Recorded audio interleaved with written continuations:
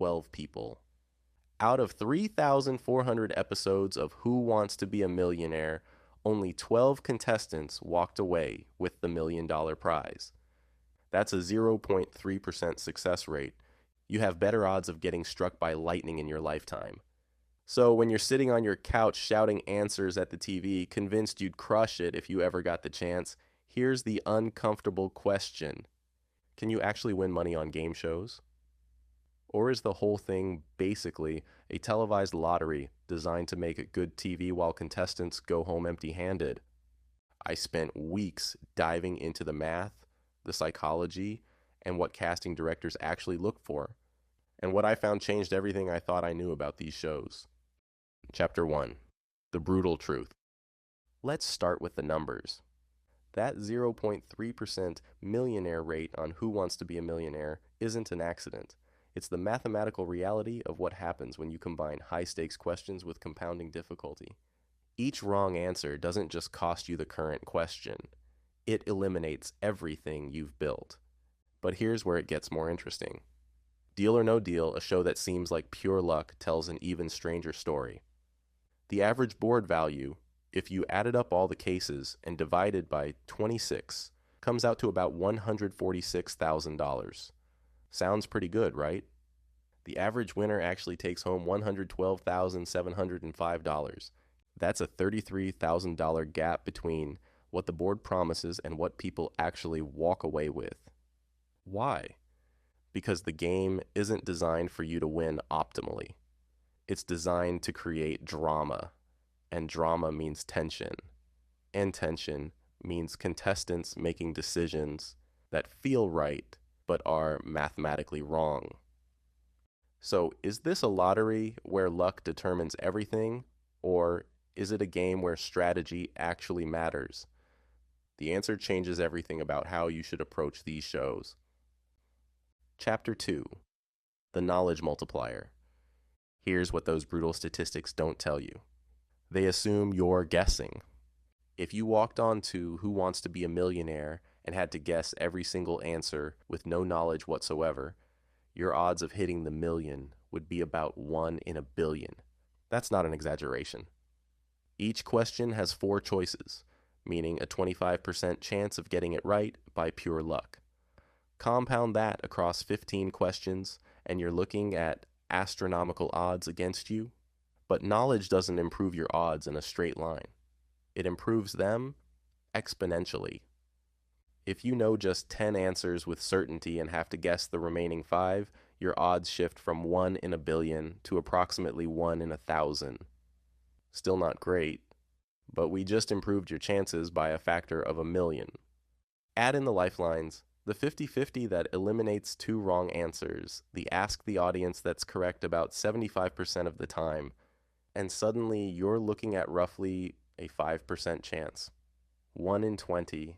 That's still tough, but it's not impossible. The cumulative probability trap works both ways.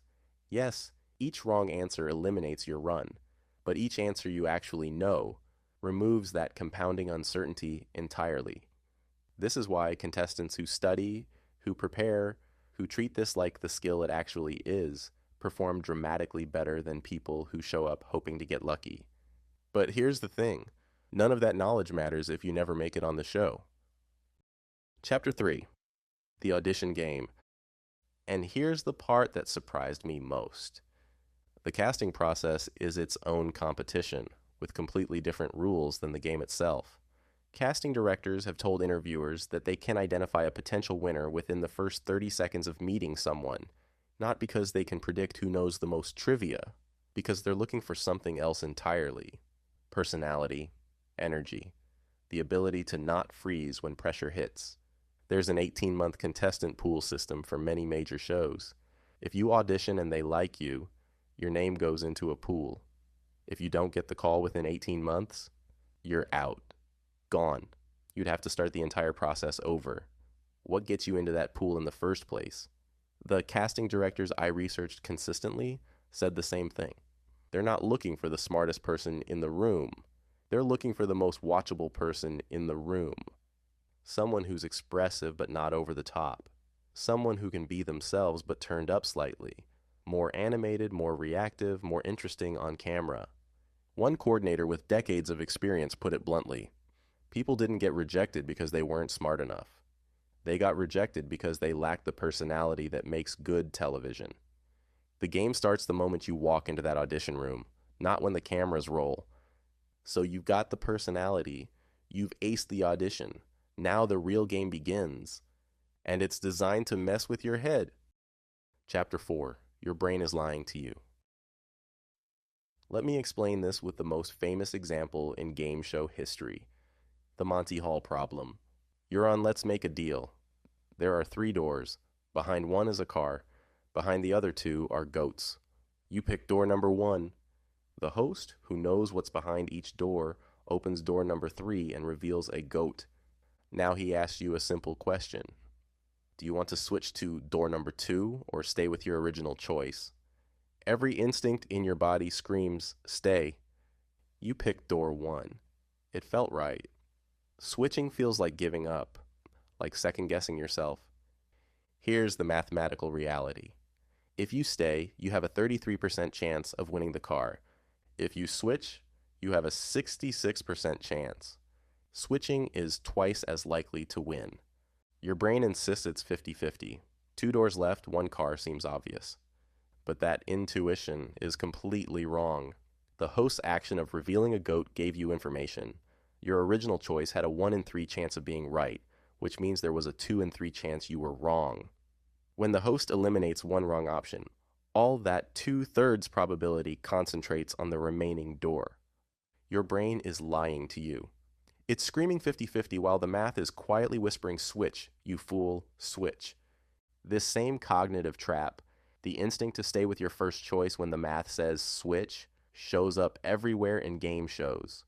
Every time you're asked whether to take a deal or keep playing, your brain is lying to you about the odds. And nowhere is that more obvious than with the banker. Chapter 5. The Banker's Psychology. Let's talk about Deal or No Deal, because it's a masterclass in psychological manipulation. The banker's first offer is designed to be insulting. In one documented case, a contestant had cases with an average value of over $155,000. The banker's offer? $18,000. That seems absurd. Why would they lowball so dramatically when the math clearly shows the cases are worth more? Because the banker isn't trying to buy you out. The banker is trying to create drama. An insulting early offer guarantees the contestant will reject it, and that rejection, delivered with indignation and maybe a little trash talk, makes great television. The audience gets invested. They're rooting for you to prove the banker wrong. This is why almost nobody accepts offers before round 6. Not because the offers aren't sometimes mathematically reasonable, but because the psychological framework of the show makes early acceptance feel like giving up. You've got momentum. You've got the crowd. You're going to show that banker. The banker knows this. The entire structure exploits your emotional investment in the game. By round 7 or 8, after you've been through the ringer, after cases have been eliminated and your nerves are shot, suddenly the offers start looking better. Not because the math has changed dramatically, but because your resistance has been worn down. This is the sunk cost trap in action. You've invested so much emotional energy that walking away feels like wasting everything you've been through. But here's where the math gets interesting. Because researchers simulated 5,000 games to find the optimal strategy. Appreciate you sticking around. If you liked what you heard, smash that like button, hit subscribe, and drop a comment. I'd love to hear your take. And if you know someone who'd enjoy this, share it with them. Chapter 6. The simulation results. And the results are stunning. Playing to the end, rejecting every offer, and opening your case no matter what, averages out to about $129,714. That's the pure luck baseline. Accepting offers randomly, flipping a mental coin each time, averages roughly $120,895. Actually worse than just playing to the end. But using a heuristic strategy, a systematic approach based on when the expected value of continuing drops below the offer, averages $273,400. $478. That's a $144,000 difference between playing emotionally and playing strategically. The key insight from 5,000 simulated games is that optimal decision points exist. There are specific moments where accepting the offer beats the expected value of continuing. The drama-driven structure of the show obscures these moments because producers want you playing with your gut, not a calculator. The rounds where case values seem stable, roughly rounds 4 through 6, are exactly when you should be most carefully evaluating offers against the remaining board value. By round 7, 8, 9, the variance is so high that one wrong case elimination can devastate your position. Sometimes the winning move is to stop playing. But what about shows where you don't choose a case? Shows where it's just you, a buzzer, and the speed of your own reflexes. Chapter 7. The Buzzer Game. Jeopardy champions have revealed something crucial. Knowing the answer is only half the battle. Knowing when to buzz in is the other half. The timing isn't just about speed, it's about precision. You can't buzz in before the host finishes reading the clue, or your buzzer gets locked out for a fraction of a second. That fraction is everything. While you're locked out, someone else is buzzing in. But here's the counterintuitive part. The best players also know when not to buzz in. Overconfidence in a category leads to buzzing in before you fully process the clue, stumbling over your answer, and either losing money on a wrong response or losing time recovering. Top Jeopardy players also use strategic clue selection to control the board. They don't just pick categories they know. They pick clues and patterns that keep them in control, building psychological momentum while preventing opponents from finding their rhythm. The preparation paradox is real. Studying specific facts matters less than developing reflexive speed and board control instincts. Champions practice buzzer timing the way athletes practice fundamentals. It's a physical skill that can be trained and optimized. This is true across quiz-style formats. The ability to process quickly, respond accurately, and recover from mistakes isn't luck. It's conditioning. So, we've covered what to do during the game. But there's one thing that determines everything before you answer a single question. Chapter 8. Performance Under Fire. There's a distinction that casting directors use when evaluating contestants. Nervous excited versus nervous tense. Everyone is nervous under those lights. The question is, what kind of nervous you are. Nervous excited is energy that fuels you. Your heart is pounding, your senses are sharp, you're ready. That nervousness becomes alertness, becomes faster processing, becomes better performance. Nervous tense is energy that paralyzes you. Your muscles lock up, your thoughts scatter, you freeze. Same adrenaline, completely different outcome. The difference can be trained. Clear enunciation and volume matter more than you'd think. Judges and hosts need to hear your answer. Mumbling, trailing off, or speaking too quietly can cost you points even when your answer is technically correct. Practice speaking up, speaking clearly, projecting confidence even when your internal state is chaos. Physical tells telegraph your mental state. Slouching, avoiding eye contact, fidgeting, these signal weakness to judges and uncertainty to yourself. Posture affects psychology. Standing or sitting with confidence actually changes how you feel, not just how you appear. The recovering from mistakes skill is essential. Wrong answer, bad buzz-in. The contestants who win are the ones who can reset instantly. They don't dwell. They don't let one mistake cascade into paralysis. They acknowledge it, release it, and return to full presence for the next opportunity. And that brings us to the part that surprised me most. What casting directors told me they can spot in 30 seconds. Chapter 9. The 30-second test. Remember how casting directors said they can identify potential winners in 30 seconds? Here's what they're actually looking for. Likability, not in a generic bland way, in a specific way that translates to television. Are you someone the audience will root for? Will they feel good when you win and sad when you lose? People who are brilliant but cold, who know every answer but connect with no one, they don't make it onto shows. This isn't because casting directors are shallow. It's because television is a medium of emotional connection, and a contestant the audience doesn't care about is worthless from a production standpoint. Energy and enthusiasm correlate directly with audience support. Contestants who smile, who react expressively to questions and outcomes, who seem genuinely excited to be there, these are the people who get selected. And they're also the people who tend to perform better because that energy becomes its own advantage.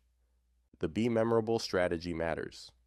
Some successful contestants bring props that prove their interesting traits, card tricks, unusual hobbies, compelling backstories. Not gimmicks, but genuine aspects of personality that make them stand out from hundreds of other auditionees. And here's something most people don't know. Persistence works. Casting directors remember repeat applicants. Someone who auditions multiple times within the eligibility rules demonstrates commitment and gives casting teams multiple chances to see their potential. Many successful contestants weren't selected on their first try. So now you know what they're looking for. But there's one more layer to this: the strategic thinking that separates winners from contestants who just showed up. Chapter 10: Strategic Thinking. There's a layer beyond knowing answers and performing well. It's understanding the strategic architecture of the game itself. Every show has its own strategy that goes beyond the obvious. Knowing the rules is baseline. Knowing the strategy, the metagame, is what separates winners from contestants who just showed up. Team-based shows require completely different frameworks than solo competitions. When you're working with partners, communication becomes as important as knowledge. Nonverbal signals, eye contact, knowing when to defer and when to take charge. These aren't trivia skills. They're coordination skills. Optimal quitting points vary based on your personal situation and risk tolerance.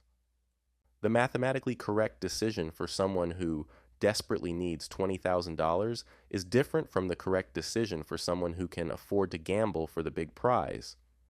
Game theory has to account for your actual life, not just abstract expected values. Use early rounds to gather information. What categories are your opponents strong in? Where are they hesitant? How do they react under pressure? The first few questions aren't just point opportunities. They're reconnaissance.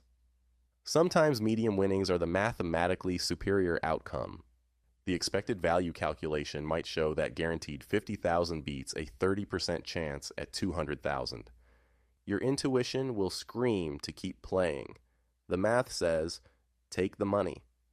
This kind of strategic thinking, the ability to step back from the heat of the moment and evaluate options systematically, is the common thread among the most successful game show contestants. Which brings us back to where we started. Can you actually win money on game shows? Chapter 11, The Real Answer. The answer is yes, but not in the way most people think. Here's what I didn't expect to learn. Shows want to create winners. The production team, the casting directors, even the format designers, they're rooting for you. A show where everyone loses is depressing television. They need triumph stories, emotional moments, people celebrating life-changing wins. You're not fighting against a system designed to crush you, but you are fighting against odds that favor preparation over luck. The 12 people who won the million on Who Wants to Be a Millionaire didn't just get lucky with easy questions. They got ready. They studied patterns. They practiced under pressure. They treated the appearance like the culmination of preparation, not a roll of the dice. The most successful game show contestants approach these opportunities the way athletes approach competition, as a skill to be developed, as a performance to be trained for, as a challenge that rewards preparation. You're not competing against the questions. You're not competing against the other contestants. You're competing against your own nervous system, your own cognitive biases, your own tendency to let emotions override strategy. The game starts the moment you decide to take it seriously. Before the audition, before the casting call, in the preparation, nobody sees. Can you actually win money on game shows? Yes. If you understand that it's not about being the smartest person in the room, it's about being the most prepared person under the lights.